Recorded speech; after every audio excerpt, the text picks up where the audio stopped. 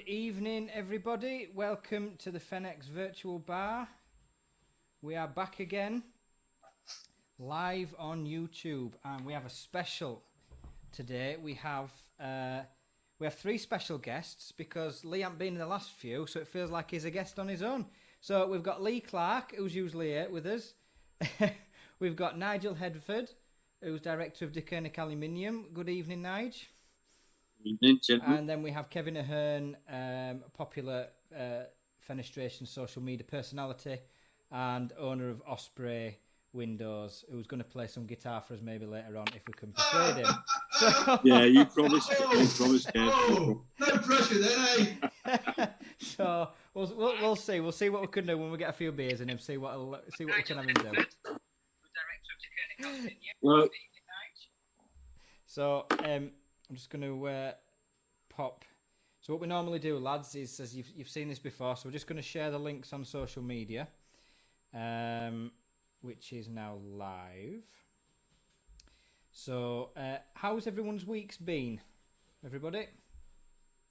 Mine's been great. I've been on holiday. Just trying to take it off work straight away. How dare you, Kev? How very dare you take days off? It's been a bit tiring. I've had the grandson, and it's been. I still have phone calls, so I haven't been away from work completely. It never works quite like that.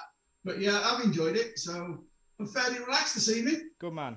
How about you, Nigel? Manic. We've got so many new customers coming on board. It's been challenging. So I've had a nice day at home today. Good man. Chilling. So it's been fun, mate. It's been fun. Good. And Lee, I've not seen you for like 3 months. What's going on, man? Busy. Doing all the work that you should be doing. Ooh. Well, you're doing podcasts. I've had a bit of time. As you know, I've been very busy with work with Fenestration and NFAs and all new improvements we're putting together next year. So unfortunately, I've had to miss and a family commitment. Had to miss the last three actually, isn't it? Well, Abigail Adams, who was the last guest we had on, did a better job than you. So she's.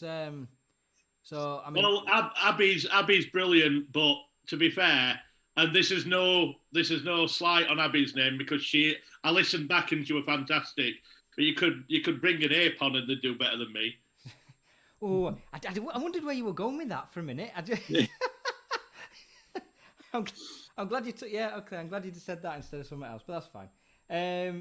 Excellent. So I'm just putting these on social media and letting people know that we are live, which is what we are.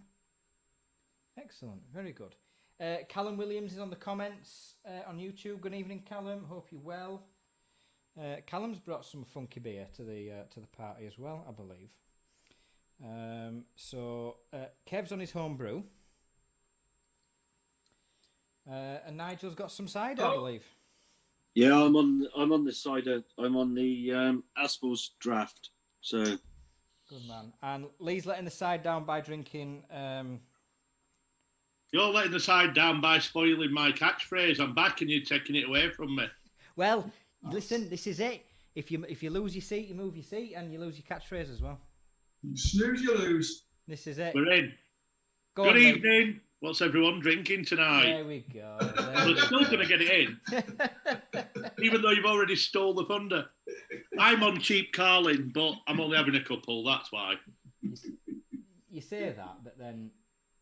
well, I've got no beer in the house because I wasn't drinking until next week. We'll discuss that later at NFA Awards. But that's why I've hardly got anything in the house. So it's all I've got, to be fair. Unless I go on vodka and Jaeger, which I'm definitely not doing. No. So, as billed, we're going to talk about various things like we normally do, but we are going to focus at first on the supply chain because, as exciting as that is, and I know it's been well covered, it remains the single biggest problem we all have right now. And rather than just have a group therapy session and say, oh yes, woe is me, how bad is everything? We all know how bad everything is. we've got we're looking at Kev from the installer's point of view, from that side of the supply chain, and we're looking at Nigel from a systems company point of view, and we're gonna have a good, honest chat about things, and perhaps spitball some ideas about where we can try and help and what we can improve on, and try and leave today with some productive ideas, and we'll take it from there. We'll see what's what. So I think we're at 7 minutes in, Lee. Shall we press on? Yeah, definitely. Very good. So I think I probably want to ask Kevin first, if that's okay, about how you've coped this year. How have you actually managed? We all know the supply chain and the stresses and the issues, and how have you gone about coping and managing your business? Fundamentally, the first thing we've been doing is being honest with people, because there's no point trying to hide anything at the minute. You can't. You've got to let people know exactly where you are, exactly where they are, and be straight. If we can't come, you've got to tell them. You don't want to tell them, but you've got to tell them, and you've got to give them notice. I think one of the things we've scored with is that when we book work in, we take an order and we give an installation date. Now, that might be 8 weeks, or as it is now, 16 weeks. But that's the date we give them. And ordinarily, we meet that date 99.9 times out of 100. But currently, we tell them, look, we normally do that, but currently, we're doing about 80%. There's a load we can't get to, but we'll tell you if we can't get to you. And we always give them a date, because if you put them in a queue and just say, yeah, you're in the queue, they're always going to be nervous. They're always going to be worried. They're always going to be phoning back to the office, and the girls in the office are going to be stressed out, talking to the customer, saying, "Oh, we don't know when we're coming. We don't." And when you don't know when they're coming, that is the biggest part of stress for a customer. So if they think you're coming in 16 weeks, that's fine. If you phone them 2 weeks before and say, "Sorry, it's going to be another 3 weeks," well, they don't mind so much because they know what the system is. But you've got to be dead straight with them, and that, I think, is really the most important part of what we do and how we approach the problem we've got at the moment.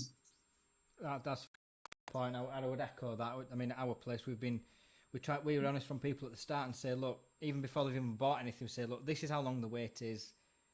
Factor that into your plans and your deliberations, because if you're having an extension or you're building a house, that's going to matter. We do tend to book the system a little bit for new builds, because we know darn well they can't wait 16 weeks. We try to book in a little bit light. Yeah. On that basis, and to be fair, the lads are good. The lads will work well. It's going to be different now with the light, but the lads would work late. I'd work late.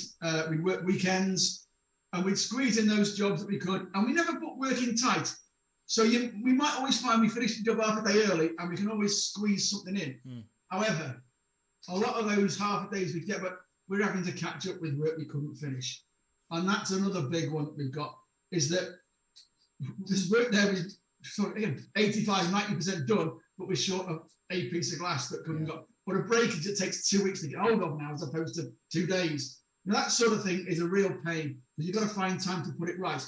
But generally, we squeeze the new builds in where we can. We do. We try hard. Yeah, are we? Sorry to jump in here, but are we finding consumers that?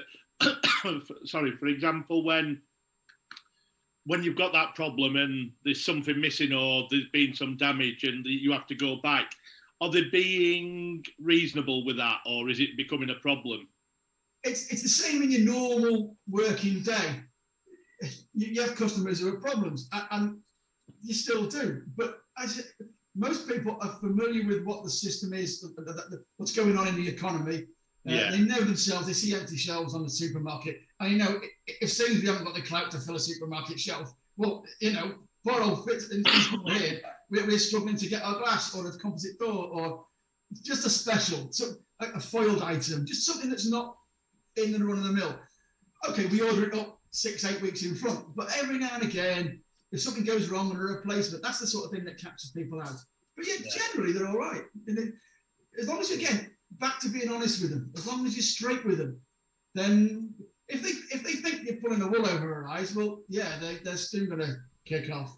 Not that it gets any further, but you don't just tell them that's the way it is. Yeah. Nigel, from a systems company point of view, I know, I mean, me and you talk on a regular basis, but for those out there who are wondering how a systems company's got on this last year or so, how have you gone about managing your business? It's been hard because we've had to look at the extrusions and we've had to pre-book stuff. But I think it goes back to what we just said. It's about communication.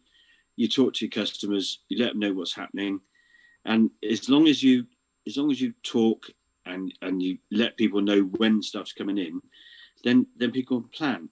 It's been difficult, really difficult, and we manufacture just on time, effectively. Yeah. So it's been a struggle. I don't think it's going to get any easier. It may come better, most probably in November, and then we're looking at prices coming back down in January. But we're trying to keep people happy, but just be honest, and it's great. Just be honest. Just be honest with people. That's all we try and do. I think the central theme of this is communication. We're just getting some comments through on YouTube. Sorry, guys. I think the audio is working, but the visuals are not. So I'm just going to have a play about with... They look very jerky right on my screen I'm looking at here. I don't know what's happening there because my internet is rock solid. So the audio's still working. The visuals are not. So let's just... yeah, it's stuck. Okay, that's fine. Yeah, I've had some warnings here. So, let me... Lee, if you can just pontificate for a minute or two while I